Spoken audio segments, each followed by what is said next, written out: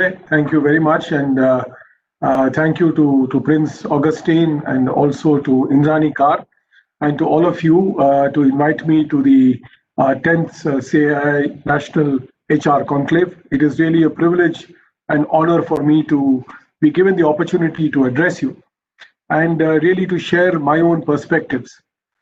Typically, for a CII conclave, usually one prepares a strong PPT presentation. But I chose this time to only talk to you because I believe that talking, sharing, and concerning myself with the perspectives that matter to you are also a way of loud thinking on what are the perspectives that matter to me. Because let us remember one simple fact. Each of you joined in on this conclave all face the challenge of the pandemic and its aftermath.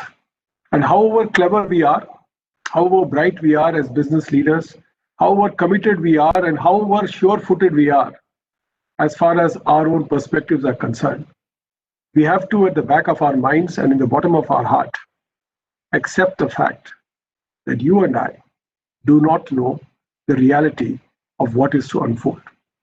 And therefore, I believe that as a body of business leaders, as a body of CHROs, of CXOs, as a body of people representing the media, academia, it's important for us to deliberate on the subjects of how we will reimagine our lives as individuals and collectively as teams.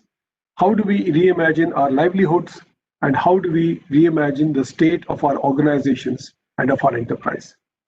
And herein, I believe that the message has to be, should be, and is importantly one of hope, one of aspiration, and one of a being that will be better than what we see today if we want to make that happen.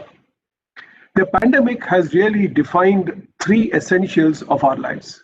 And whether you are in business, whether you are an entrepreneur, whether you are a business executive like me, or if you are in academia, or you are a student, or indeed you are a member of the media, or anything else that you're doing, there are three essentials that this pandemic has thrown at us as a curved ball, in fact, as a sledgehammer. Number one, certainty, predictability, and invincibility has been thrown out of the window. So those of you who thought that you were invincible, those of you who thought that the future is what I beckon, those of you who thought that the way in which life will evolve is the way I dictate it, the pandemic has said that I might be less than a gram or 2 grams of virus that has infected the entire planet, but I can bring you down to your knees. And boy, bring you down to your knees for a long time to come. So that's the reality number one. Second, we expect the economic livelihoods and the economic lives and the productive lives of everyone on the planet to improve over a period of time.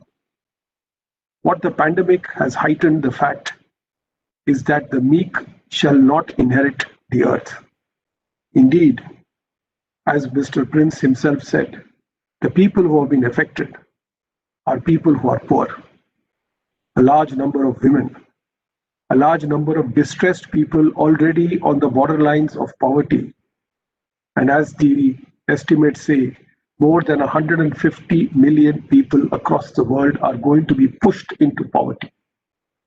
That is our reality. We live in a sharply divided world, in a sharply unequal world, in a world where geopolitics is going to take a turn, and I do hope it doesn't take a turn for the worse. In a world where fractionalism, where dissent and despair is going to live together with green shoots of hope. How we manage it is up to us. And the third, and something that is obvious to all of us, it has thrown businesses, societies, nations, and leadership into disarray. None of us have the answers to the numerous questions that we ask. None of us have solutions to all the problems that face us. None of us fully realize the consequences of how deep how hard and how difficult this pandemic is going to make life for us. So, in the first instance, ladies and gentlemen, may I welcome you to a refreshing world of humility. Sant Kabir said this beautifully. He said, "Jab main tha, tab hari nahi, ab hari hai main nahi. Sab andhyara mit gaya, jab deepak dekhe mahi." When the ego was there was no God. And when God is there is no ego. All the darkness in my life has vanished the day I realized my true self. And that true self is one amongst the billions who inhabit the earth, the one who is fragile, the one who has got a head, two arms, and two legs, and a brain that works and sometimes doesn't work, and the one for whom the matters beyond his comprehension and beyond his control is far more than the aspects under his control. So when you find yourself in a helpless situation, when you find yourself in a difficult situation, when you find yourself in a situation that you cannot fully comprehend, what are the few things that you have to consider as a business person, as a professional, as a human being? And I believe that there are a few essentials in my own experience. And this is, ladies and gentlemen, my experience. I'm neither a university professor, nor a great scholar, nor a person who has researched deeply into the tomes of leadership that has defined mankind. I'm just an ordinary human being like you, trying to lead life on my terms and trying to live life with the values and with the purpose and perspectives that I have held close in my life. So from that perspective, the first challenge that I see before you get into how businesses will get redefined, my dear friends, first learn to manage the self. More than 50% of a crisis lies in managing the self as a leader. How do you respond? What are your purposes? What are the values that define you? How do you take meaning from a pandemic? Do you take it as an act? Oh my God, I can't do anything about it. I don't know what is to be done about it. Remember, attitudes are infectious. And aspects of leadership and outcomes are also infectious. If you are a CHRO, if you are a leader, if you are a CXO, whatever you may be, if you exhibit panic, there is panic all around. And at this time, your organization looks up to you as a leader. We don't even trust our spouses. We don't trust our relatives. We don't trust our friends. The word trust is reserved for the man who sits in the corner office or who is the perceived leader of your organization. And if that leader starts to shake, how is the organization going to survive? So the first message I leave you with is to manage yourself, to manage your purpose, to manage your values. Go back to your purpose. I think the Japanese have a beautiful word for it. They call it ikigai. Ikigai means the reason to be. What is the reason to be for you as a human being is as important as the reason to be for your organization. If you understand that well, and if you are able to resonate, and if you are able to recalibrate, and if you are able to relay that to your team, a lot of the battle is won. I can give you a simple example. In my organization, Nestle, a salesman in Sikkim, walked for 3 days, up and down, 14 kilometers each day, to go and get permission to start the distribution of our brands. Do you think I picked up the phone and talked to him and asked him to go and do what he did? No. Do you think his boss did? No. Why did he do it? He did it because he believed that that is the purpose of the organization. So if you build the purpose of your organization strong enough for it to be an unspoken language and behavior that is manifest at such difficult times, that is not just managing you yourself, but also managing the larger psyche of the organization. So it's important to manage yourself. And it's important at this time to take on board the second Doha of Kabir, which I believe, I go back to Kabir because 700 years ago, this wise man has said so many things in our Indian culture that is so very important to us today. He said, Bura jo dekhan main chala, bura na miliya koi, jo dil khoja apna mujhsa bura na koi. We all were invincible. We all were superheroes. We all were guys achieving. We all were making shareholder value. We were all maximizing profits. We were all getting awards. We were all becoming larger than life.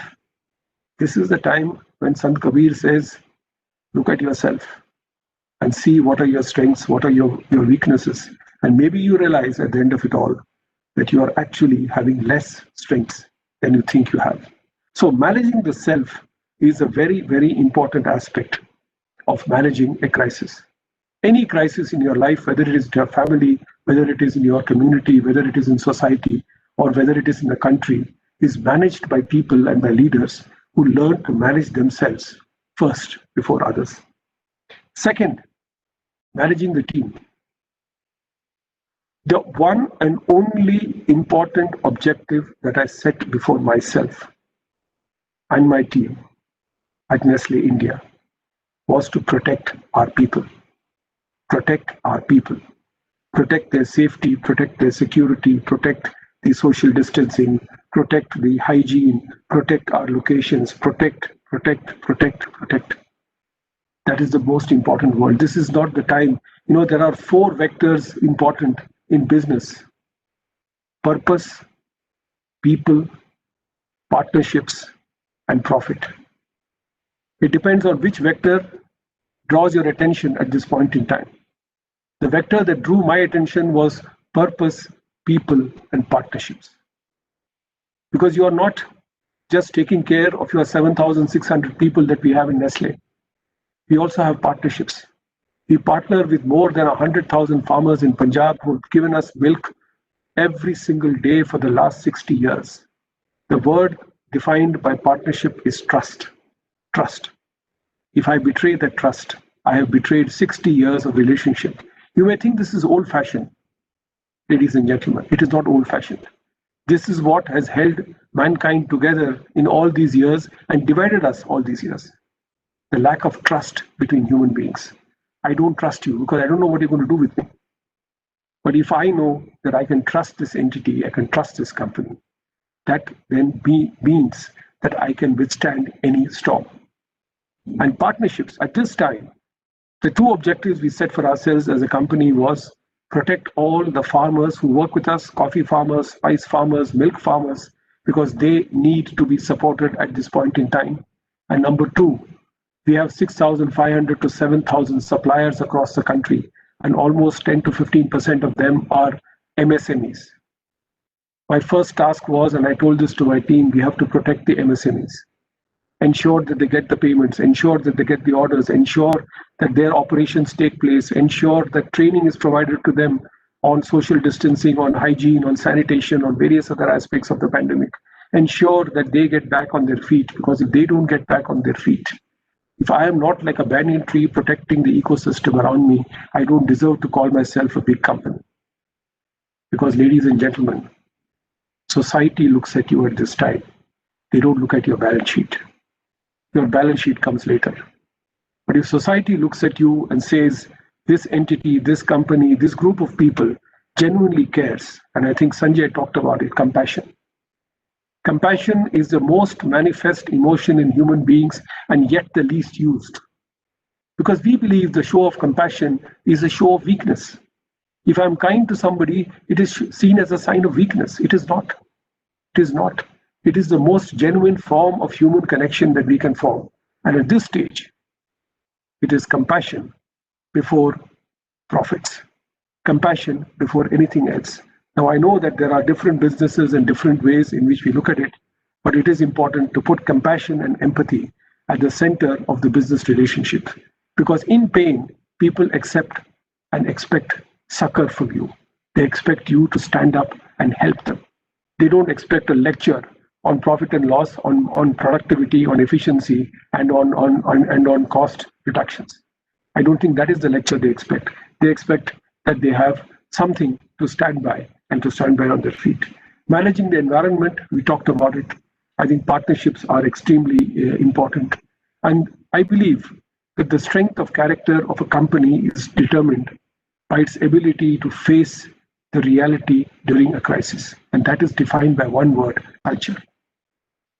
If companies were to invest more in culture than even in capex, we will have a lot of very well-run companies in this country, I dare say in this world. We don't look at the softer aspects of leadership. Yes, digital transformation is upon us. Sanjay talked about it. Yes, new ways of business are upon us. E-commerce has boomed. Digital has boomed. Relationship management has boomed. The whole wellness industry is doing well. And yet, there are numerous distressing signals that we hear as well. How are you going to manage this in the context of the pandemic? And what kind of models are you going to put together? Where the centrality of business is not only going to be transactional in nature, that I pay you for something and you give it to me. How do I ensure that this is made a part of the life of the company for the future? And that is made only with culture. When I know that I can trust you, when I know that I have trusted you, when I know that there is a certain way in which you work, I will have more people willing to work with me rather than people willing to run away. It's only when I believe that I have to extract a last pound of flesh from you at this point in time, that I will remember this for life. Remember, the lessons of the pandemic will be long remembered by people and how you treated them. I think the chairman of Honeywell said this very well. He said, as leaders, you will not be remembered, and I'm paraphrasing what he said, you will not be remembered for the profits you made, for the turnover you delivered, for the shareholder value that you delivered. You'll be remembered for how you made the other man feel. This is that time, ladies and gentlemen, and make sure that your environment is treated in that manner. Fourth element, managing the business. This is the time when you look at your cash flows, and cash flow is king, you know it. I shall not dwell on the business details of what you need to do because your business models could differ. I am a consumer goods man. I don't know much about financial services or indeed any of the other information technology in other segments. But I can tell you at this time, cash is king. At this time, simplification and focus is everything. This is the time when customer linkages and customer importance is to the fore. This is the time when simplification, when standardization, when empowerment and enablement of decision making has to be at the maximum. Yes, you were all CHROs and CXOs sitting in your corner offices saying, "Har patta mere ko pooch ke hi girta hai." Welcome to the world when पेड़ आपके सामने गिर जाता है, and you have nothing to do and nothing to contribute. In this environment, all methods of empowerment, of engagement, of enablement, of decentralization, of managing the consequences and the essential consequences of the business are going to be extremely important. And finally, managing what's next. Yes, the pandemic has happened. But yes, I believe, and I have seen this from experience, that a crisis is unique in the opportunities that it poses and that it offers people for improvement and enhancement in the future. Productivity in organizations have improved. Empowerment has improved. Enablement has improved. Decision-making has improved. Transparency of decision-making has improved. Team networking in parts have improved. Employee engagement in parts have also improved. Yes, there is a work from office and everybody misses it.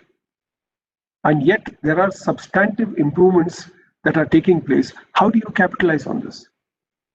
You know, there are things that used to take you 6 months to 1 year to do, which I see in my organization now being done in 1 month and 2 months. How does that happen? Empowerment, enablement, decentralization, quick decision making, accepting that 70% perfection is good enough and not seeking 90% and 100% perfection. Accepting that 80% and Pareto principle, that 20% is responsible for 80% of the results, is more important than getting that 80% right to the extent of 95%. It is this that makes your what's next possible. And this is where I believe that recalibrating your business for the future is going to be extremely important. So, what do you do next? You do all this. You manage yourself, you manage the team, you manage the environment, you manage the business, and you have a what next scenario. You have, I believe, what I call the 8 R's to reckon with before you get to the next stage. Number 1, reaction. What is your reaction? What is the team reaction? And how do you ensure that your organization coalesces to a common reaction to the pandemic? It can be either pandemonium or it can be pristine. In pandemonium, you'll get people all over the place, and they'll be getting like going like headless chicken, trying to do their task and not being able to do their task. And that's where the reaction is very important. The reaction and the containment of the reaction is extremely important. Number 2, the resolve. What have you resolved as a company? And it's not just a CHRO. It is every leader. For me, in the organization, every individual is a human resource manager. It's not just the human resource people. I don't say this to demean the human resource people, but every line manager is a human resource leader. If he doesn't manage it, I'm afraid it is very difficult to take anything forward. Number 3, response. What is the response mechanisms that you got? Short term, medium term, long term. Number 4, resilience. What are the resilience factors and mechanisms that you've built up in your organization? How do you ensure? And one of the things that we have institutionalized in my company is learning from the past. We went through not so long ago a huge crisis of enormous proportions that affected us. We came out of it. We came out of it together, and yet we learned our lessons. What have you learned from the pandemic? And how will you build resilience in different parts? In organization part, in process part, in structure part, in systems part, in decision-making part, in the use of technology, in the use of people, in the use of artificial intelligence, in the use of different vectors that have got redefined in this pandemic. How will you build resilience? I think this question you need to answer. Number 5, recalibration. How do you recalibrate yourself? Yes, you are here today. Your business has either grown or your business has flattened or your business has decimated. You could be in either of the situations. How are you going to recalibrate yourself, and what is the short-term path? And remember one thing, you have to learn to manage day by day, week by week, month by month. If you make 5-year plans and 10-year plans, good luck. It's only worth the paper it is written on. Because do you know what's going to happen in January when the vaccine is going to come? Who's going to get vaccinated? How are we going to open up the markets? What happens if there is a 3rd wave, 4th wave, 5th wave? You have no idea. So don't try and make those grandiose plans, make fancy presentations, get in all the consultants you can in the world, blow up a couple of crores and you come out the cropper, because next month you cannot forecast what the hell you're going to do with your business. So recalibrate yourself, but recalibrate in real time. Next, 6th, redirection. As a leadership, your task is to define only 3 things: allocation of capital, building of leadership, setting the priorities for the future. That's all you do. The day you start becoming the sales manager, finance manager, operations manager, marketing manager, HR manager, and everything else in your company is the day your company is going to go down the chute, because nobody does their job. Everybody is trying to do everybody else's job. So in that, your redirection is important. Renewal. What is the vision that you have? And this is very simple. Where do I see myself coming out of it? How do I see myself coming out of it? What are the essentials of the renewal process that I will define for the organization? Again, Kabir said this beautifully. He said, "Jati na poocho sadhu ki, pooch lijiye gyan, mol karo talwar ka, pada rehen do myan." Don't ask the caste of a sadhu. Ask him his knowledge. Try and sell the sword and don't worry about the scabbard. And that's what happens in the renewal process. We are more interested in crafting out vision, mission, and to-do statements rather than putting down in flesh and blood, ki where are we, kahan hai aur kahan jayenge. And I think that's important. And resurgence. If I were to leave a message for you, it is a message of hope. This too shall pass. We will come out of it. We will not keep wallowing in misery all the time. We have learnt our lessons. This pandemic has taught us humility big time, big time. We have realized that all those heroes have become zeros. And indeed, some zeros whom we thought have now become heroes. Societal values, the way you look at life, the reason for living, the purpose of living, the values of living. And I believe, ladies and gentlemen, I believe in ethics, in honesty, in decency, in respect. These are the values that have driven my life, and I believe till my last breath, this is what should drive me.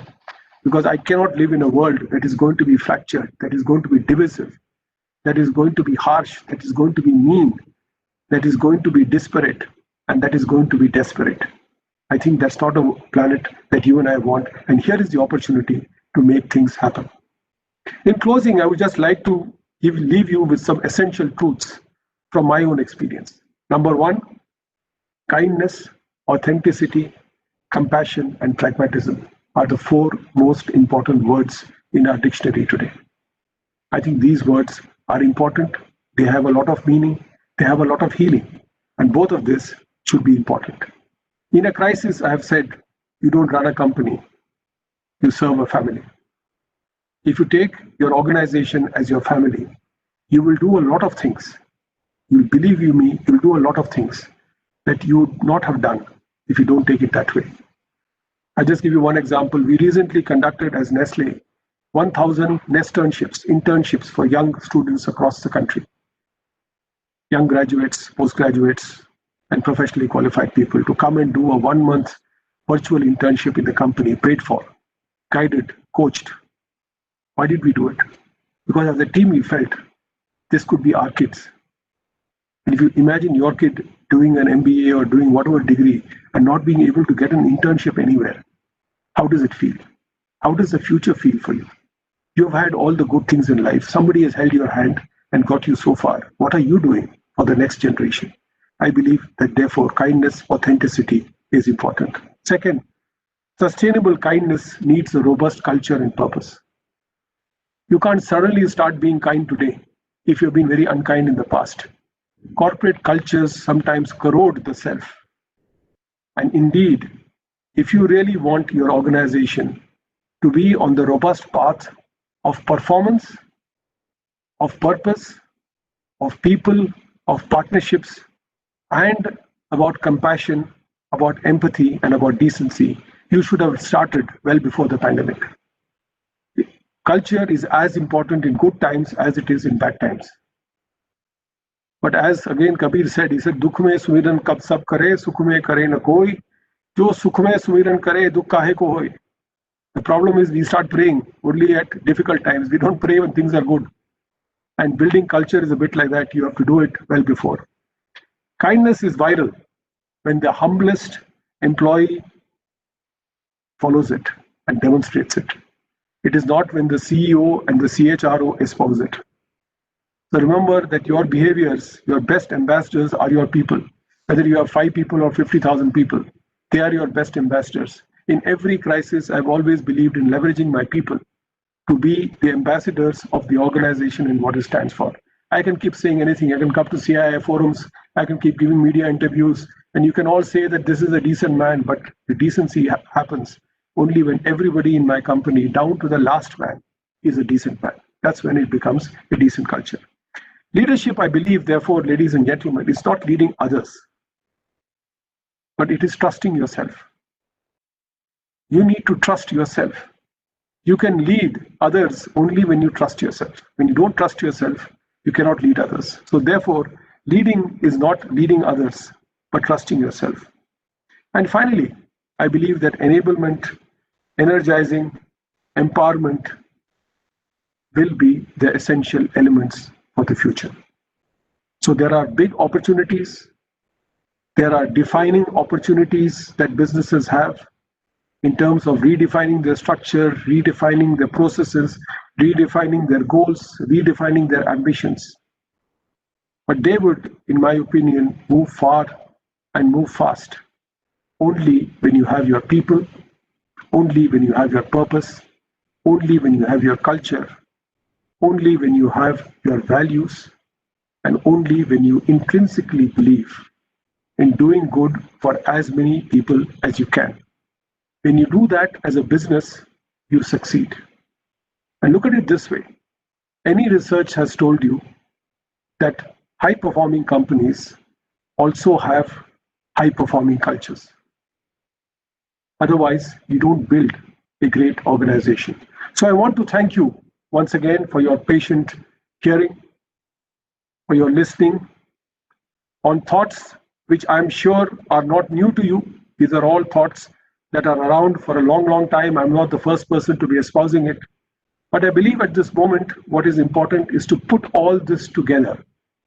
And hopefully, when we meet 1 year from now, maybe at the 11th conclave or the 12th conclave, we will find that we have come a long way. We have learned a lot. We have become better as human beings. We have become better as corporations. We have become better as societies. And we have become better as a planet. Thank you all very much for your patient listening. And thank you, Sanjay Bahl, for the opportunity. Thank you.